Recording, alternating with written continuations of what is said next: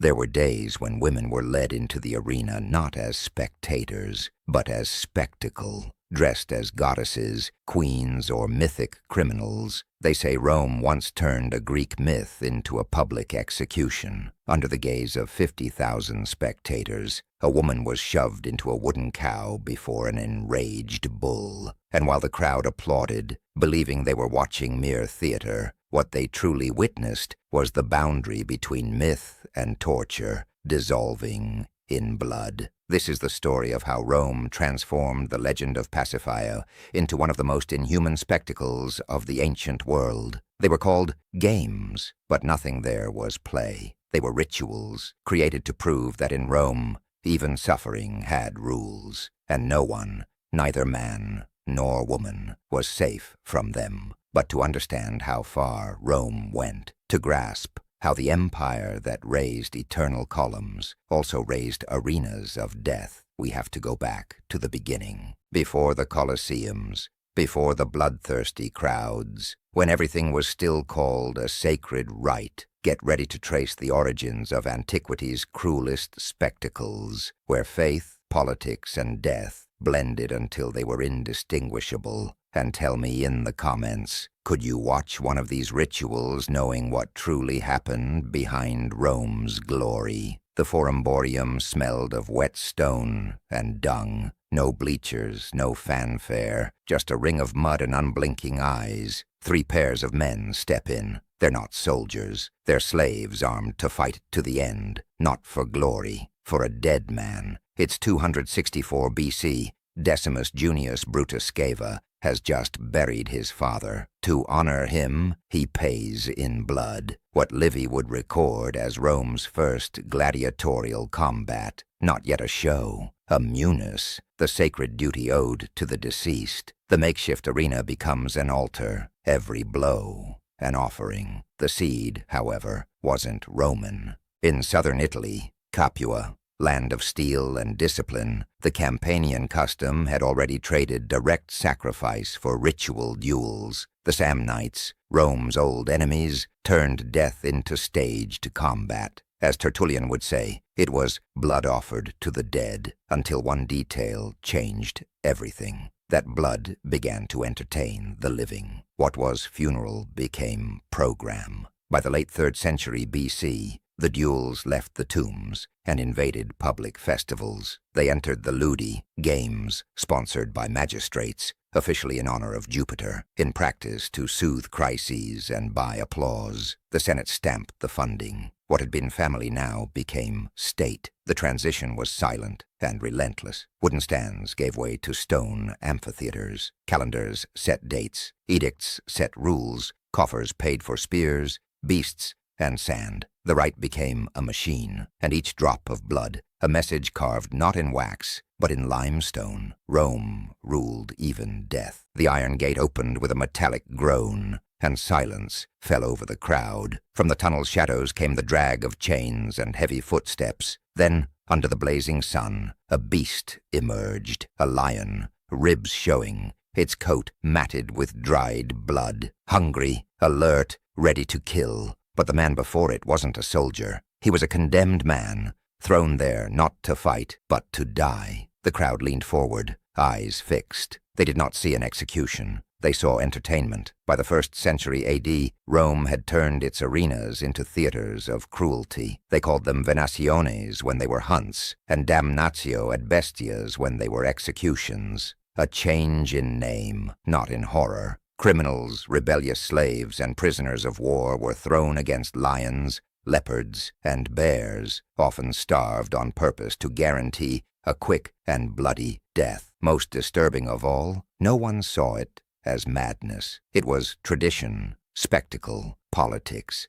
Generals and emperors sponsored these deaths to win applause, because in Rome, blood was the shortest path to popularity. The fortunate ones became bestiarii, fighters trained to face beasts in place of the condemned. A few survived long enough to become legend. Most were just meat for the arena floor. Mosaics and reliefs still show their faces. Men before leaping lions, eyes locked on the beast, the exact instant between courage and despair. In Roman Britain, archaeologists found a gladiator's pelvis with deep bite marks, matching the jaws of a large feline. Centuries have passed, and his bones still tell the same story. Rome didn't just kill, it staged death. The philosopher Seneca, a witness to these shows, wrote that some prisoners preferred suicide to enduring a death designed to amuse the crowd. It was the last act of freedom in an empire that had turned suffering into art.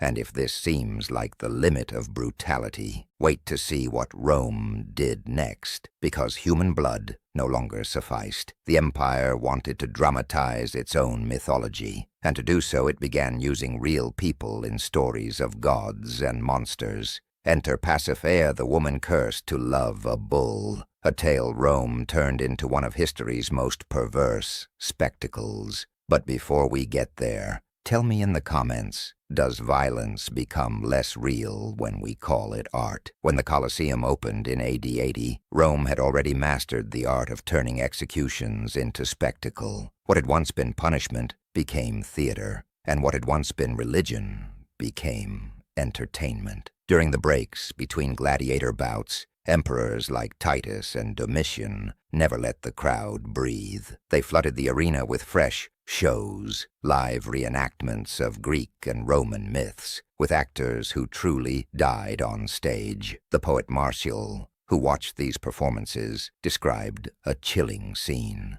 A man dressed as Orpheus enters the arena with a lyre in hand, trying to calm the beasts with music. But at the very moment the crowd is swept up in melody, the gates open, and real lions tear him apart before everyone. There was no curtain, no stagecraft. The song ended only when the blood began. And if that cruelty seemed the peak of Roman insanity, what came next crossed every line. Among the myths staged, one drew the crowd with a mix of curiosity and revulsion, a myth of lust, punishment, and bestiality, everything Rome loved to turn into spectacle. The myth of Pasiphaë, the Cretan queen who fell in love with a bull. In the original tale, Pasiphaë was cursed by the gods to desire the creature. Consumed by the spell, she asked the inventor Daedalus to build a hollow wooden cow so she could hide inside and unite with the animal. From that profane union, the Minotaur was born, the monster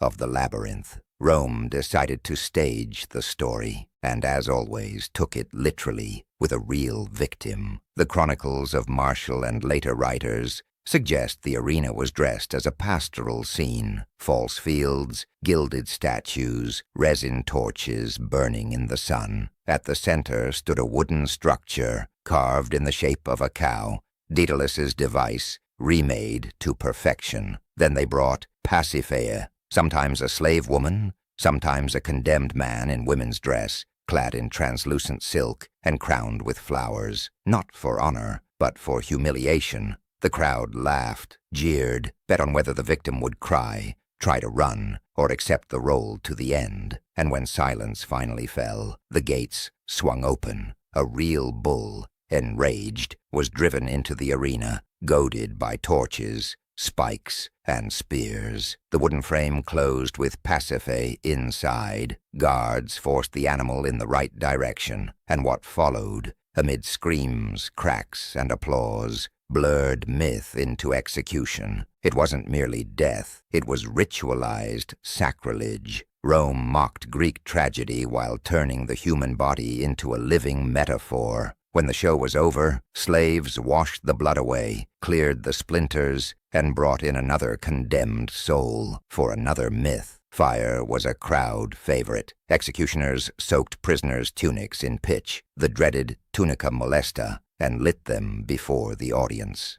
Officially, it was to portray Mucius Scaevola, the hero who proved his loyalty by burning his own hand. But there was no heroism, only living bodies turned into human torches, lighting the Colosseum with suffering's glow. The writer Tertullian, one of the earliest Christians, witnessed and wrote bitterly, "We are mocked as kindling men," describing his brethren burned alive, made into the empire's lamps for the crowd's delight. These enactments did not tell stories. They reaffirmed power. They showed that Rome could play at being a goddess, creating and destroying lives at will. Between blood and flame, the line between theater and execution vanished. In the Roman arena, myths weren't read, they were relived, and those who watched may not have realized that with every clap, they became complicit in a ritual that turned pain into divine spectacle. If you've come this far, you've proved you don't look away from truth. So drop a like, subscribe, and tell me, which of these Roman practices do you find most absurd? Because what comes next will make you rethink everything you thought you knew about what Rome called entertainment. You've seen gladiators bleed, you've heard the roar of starving beasts, but you haven't yet seen the empire recreate war and myth just to watch people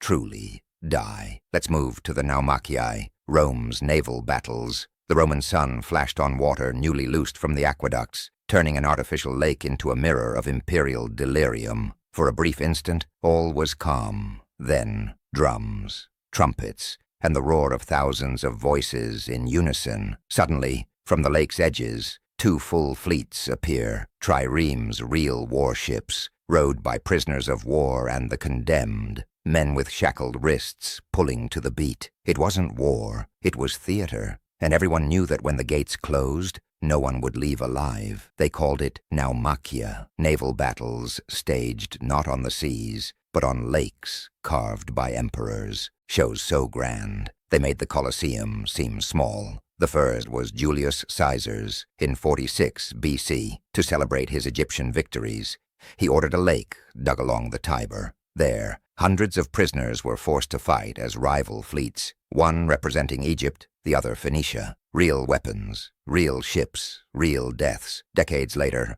Augustus set out to surpass him. In 2 BC, he had a colossal basin built, a lake more than 500 meters long, fed by its own aqueduct, the Aqua Alciatina. Thousands of men were gathered to stage a mythic war, and when the triremes collided, the water reddened under the gaze of 50,000 spectators. It was as if Rome said to the world, "We didn't just conquer the seas, we remade them." Nothing compared to Claudius's spectacle in AD 52. To celebrate draining Lake Fucine, he assembled 19,000 condemned combatants, criminals, slaves, prisoners. Before the fighting, they greeted him with words that became immortal. Ave Caesar, morituri te salutant, and they died, not in symbolic skirmishes, but in real battles, with catapults, fire arrows, and spears through flesh and shield. The entire lake became a floating graveyard. Later, under Titus and Domitian, even the Colosseum was adapted. The arena flooded, boats gliding over the water, soldiers hacking at one another until corpses bobbed before the crowd. Accounts speak of crocodiles, hippos, and sharks brought from Africa to make the war more exotic and more lethal. In the end, Trajan took the concept to its limit. In AD 109, he built the Naumachia Vaticana, a monumental basin near today's Vatican, where dozens of ships and thousands of condemned men staged total war. The message was clear. Rome didn't just master nature, it enslaved it. These battles were more than spectacle. They were demonstrations of godlike power, proof that the empire could create oceans, wars, and gods with its own hands. But beneath the glitter of sunlit water, there was always the same sound, the scream of those who knew they would die, and the applause of those who called it glory. Rome built temples, roads, and empires,